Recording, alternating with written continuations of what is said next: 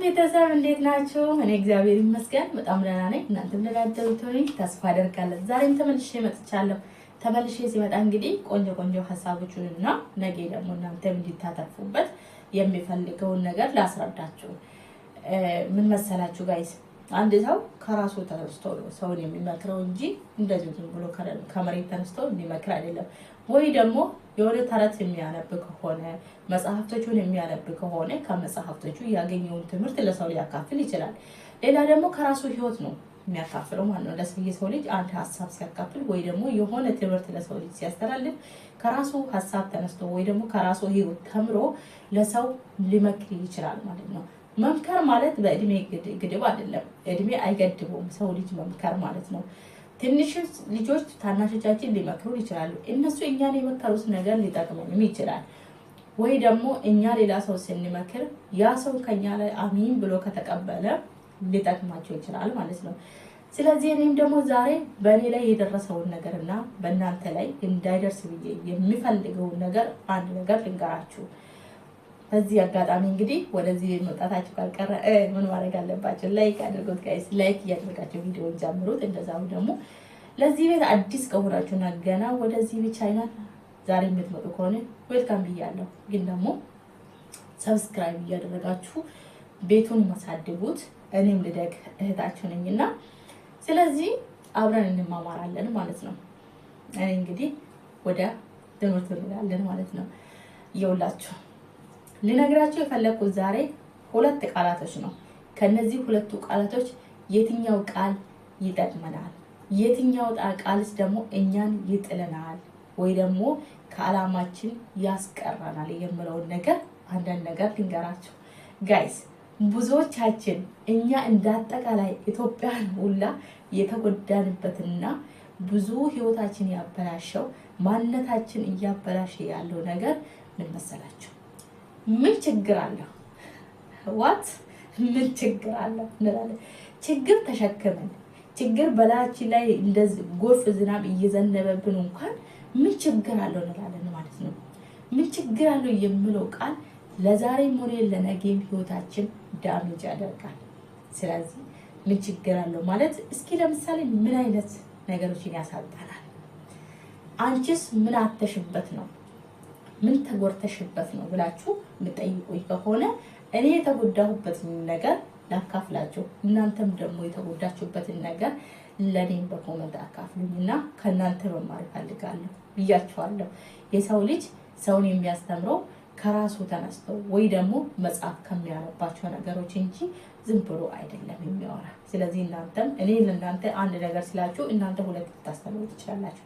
ለዛ ነው ኮሜንት ላይ ሀሳቦችን የሚፈልገው ማለት ነው። ብዙ ጊዜ እንግዲህ ቤተሰቦቼ ምን ችግር አለው የምለው ነገር ብዙ ነገር ያሳጣል። ለምሳሌ ማንነታችን ሊያሳጣን ይችላል፣ ልጅነታችን ሊያሳጣን ይችላል፣ ገንዘባችን ሊያሳጣን ይችላል፣ የምንወዳቸውና የምናከብራቸው ቤተሰቦቻችን፣ ዘመዶቻችን፣ ጓደኞቻችን ሊያሳጣን ይችላል። ምን ችግር አለው የምንለው ነገር ጤንነታችን ሊያሳጣን ይችላል። ምን ችግር አለው እያልን የነገ ዓላማችንና ህልማችን እንዳንደርስበት ሊገድበን ይችላል ማለት ነው። ለምሳሌ የሰው ልጅ ለራሱ ስራ መስራት ፈልጎ ሲያለ ሌላ ሰው ደግሞ ስራ ለመስራት ገንዘብ ጎሎት ከሆነ ያንን ገንዘብ ስጠኝና እስኪ እኔ ልስራበት ገንዘብህን ከፍልሃለሁ ብሎ አንድ ሰው ከተቀበለው ከጠየቀው ምን ችግር አለው ታዲያ ብሎ ሰው ገንዘቡን አንስቶ ለራሱ ሊሰራበትና የፈለገው ያቀደውን ነገር አንስቶ ለዛ ሰው ከሰጠ ችግር አለው። ለምን ችግር አለው ይመልሳል ልትሉ ትችላለች። ኖ ችግር አለው፣ በጣም ችግር አለው። ያ ሰው ያንን ገንዘብ ሊመልስም ላይመልስም ይችላል። ወይ ደግሞ እናንተ በምትፈልጉበት ታይም ላይ ሊመልስላችሁ ላይመልስላችሁ ይችላል። ስለዚህ ታዲያ የእናንተ ስራ አልተስተጓገለም፣ ስራችን አልተበላሸም። ታዲያ በእኛ ህይወት ላይ በኢኮኖሚያችን ላይ ችግር አልመጣም። ይሄ የመጣ እንግዲህ ምን ችግር አለው በምንለው ነገር ነው ማለት ነው። ሌላ ደግሞ ከሰጠናቸው በኋላ አንዳንዶቹ ሲቀበሉ ደስ እያላቸው ሲሰጡት ግን እየተሳደቡ የሚሰጡት ሰዎች አሉ። ብሎክ እስከማድረግ ድረስ የሚደርሱ ሰዎች አሉ ማለት ነው። ስለዚህ ጋይስ ይሄንን ያመጣ ምን ችግር አለው ነው። መጀመሪያ ጊዜ ገንዘባችን ሲጠይቁን መስጠት ያለብን ለማን እንደሆነና እንደዛሁም ደግሞ መስጠት ያለብን በምን አይነት ታይም እንደሆነ ማወቅ አለብን። የሰው ልጅ ለራሱ ሳይተርፈው ዝም ብሎ ለሰው መስጠት ማለት ለራሱ መጉዳት ነው እንጂ የሚሆነው ያንን ሰው መጥቀምና ወይ ደግሞ ለራሱ መጠቀም አይደለም የሚሆነው። ስለዚህ ምን ችግር አለ እያልን ራሳችን እናጣለን ማለት ነው። ምን ችግር አለ እያልን ትዳራችን እናጣለን። ትዳር እንዴት ነው የምናጣው? ብዙውን ጊዜ በአሁን ሰዓት ላይ በተለይ በአሁን ሰዓት ላይ ትዳር እየጠፋ ያለው ትዳር እየተፈታ ያለው ምን ችግር አለው በሚለው ነገር ነው ማለት ነው። እንዴት አንድ የምትወጃት ጓደኛሽ ቤስት ፍሬንድሽ ናት፣ ለሷም ለባልሽም ቤስት ፍሬንድ ታደርጊያታለሽ ማለት ነው። ከዛስ ትወስድብሻለች። ታዲያ ትውሰድ፣ አንቺ ነሽ ያመጣሽለት።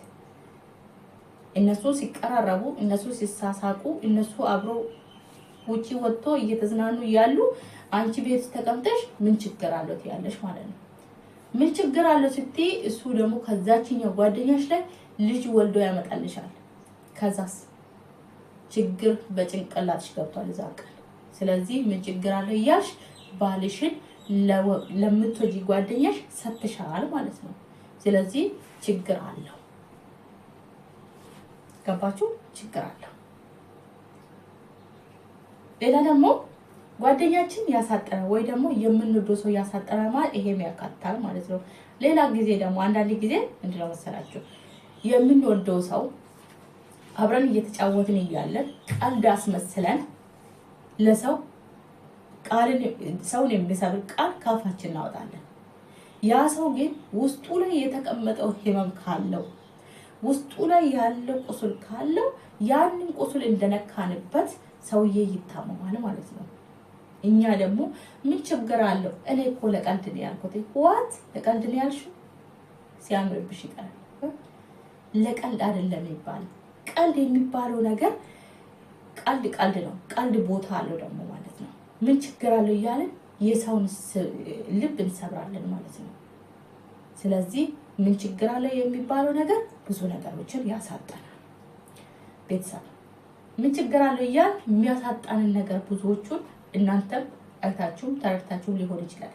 እዚህ ጋር እኔ ከተናገርኩት ቃል ውጪ ምን ችግር አለ የምለው ነገር እናንተን ጎርቶ ከሆነ ኮሜንት ላይ ብያቸዋለሁ። ሌላ ደግሞ ምን ችግር አለው ከምለው ይልቅ እኛ ከዚህ ከጉዳቱ ሊያድነን የሚችለው ነገር ለምን ለምን ብለን መጠየቅ አለብን። አንዳንድ ነገሮችን ለምን ብለን ስንጠይቅ ከጉዳት እንተርፋለን ማለት ነው። ከጉዳት መትረፍ እንችላለን። ከብዙዎች ነገር አላማችን ነገ ማሳካት እንችላለን። የምንፈልገውን ነገር ለምን ብለን ስንጠይቅ ማለት ነው።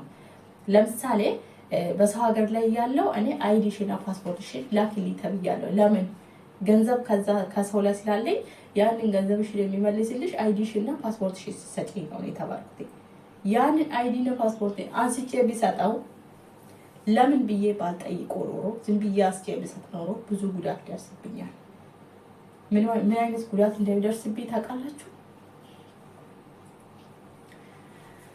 ሀገሬ ለመግባት የሚዋጋትን ወይ ደግሞ ነገ አላማዬን ለማስተካከል ለመኖር በስደት ዓለም ላይ ታስረን ነው እየኖርን ያለው እና ከዚህ ከእስር ቤት ማለት ይቻላል እንግዲህ ያለንበት ህይወት ከዚህ ለመውጣት እኔ እየጓጓው እኔ እየፈለግኩት ለምን ብዬ ባልጠይቅ ኖሮ እኔ ወይ ሰው ሀገር ላይ ሊቀር ይችላለሁ ማለት ነው። ምን ችግር አለ የምለው ነገሮች ብዙ ነገር ቢጎዳንም ግን ደግሞ ለምን ብለን ስንጠይቅ ብዙ ነገሮችን ልንጠቀምበት እና ህይወታችንን ለማዳን እስከመድረስ ድረስ እንደርሳለን ማለት ነው። ስለዚህ አንድ ቦታ ኑ እንሂድ ስትባሉ ለምን ብላችሁ መጠየቅ አለባችሁ። ይሄንን እናድርግ ስትባሉ ለምን ብላችሁ መጠየቅ አለባችሁ። እንዲያደርግልኝ ስትባሉ ለምን ብላችሁ መጠየቅ አለባችሁ። ለምን ማለት ክፋት አይደለም። ለምን ማለት መጠንቀቅ ነው። ለምን ማለት ራስን መጠበቅ ነው። አሳልፎ ለማንኛውም ሰው ለሚሆንም ለማይሆንም ራስን መስጠት ሳይሆን ለምን ማለት ራስሽን እንደጠበቅ ራስሽን ብቻ አይደለም ከጎንሽ ያሉትን ቤተሰቦችሽን፣ እህቶችሽን፣ ወንድሞችሽን፣ ዘመድሽንም ልጠብቂ ትችላለሽ። ለምን ብለሽ ጠይቂ። ስለዚህ ቤተሰብ እኛን የሚጠቅመን ነገር ለምን የሚል ከሆነ እቺ በጣም ትንሽዬ ነገር ናት። ለምን ብለን መጠየቅ አለብን። ለምን ካልን እኛ ጥያቄውን መልሱን እናገኝበታለን፣ ማብራሪያ እናገኝበታለን፣ ህይወታችንን እናድናለን። ስለዚህ ራሳችንን እናስከብራለን ማለት ነው። በነገራችን ላይ እሺ የሚልና ምን ችግር አለ የሚል ሰው አደጋ ላይ ነው የሚወድቀው ማለት ነው። አደጋ ላይ ነው የሚወድቀው። ግን ለምን ከምንል እኛ ብዙን ጊዜ እሺ ከምንል ወይ ደግሞ ምን ችግር አለው ከምንል ለምን ብለን መጠየቁ ለኛ በጣም ጠቃሚ ከሆነ ለምን ብለን መጠየቅ እንልመድላችኋለሁ። በጣም ነው የምወዳቸው፣ በጣም ነው የማከብራቸው። እግዚአብሔር ከእናንተ ጋር ይሁን። ተመልሰን እንገናኛለን። እስክንገናኝ ድረስ ትናፍቁኛላችሁ፣ እኔም እንደምናፍቃችሁ ተስፋ አደርጋለሁ። እንግዲህ እንዳትረሱ ኮሜንት እና ላይክ ሰብስክራይብ እያደረጋችሁ ወደ ላይ ከፍ አድርጉኝ። ወዳችኋለሁ። ሰላማችሁ ይብዛ። እስክንገናኝ ድረስ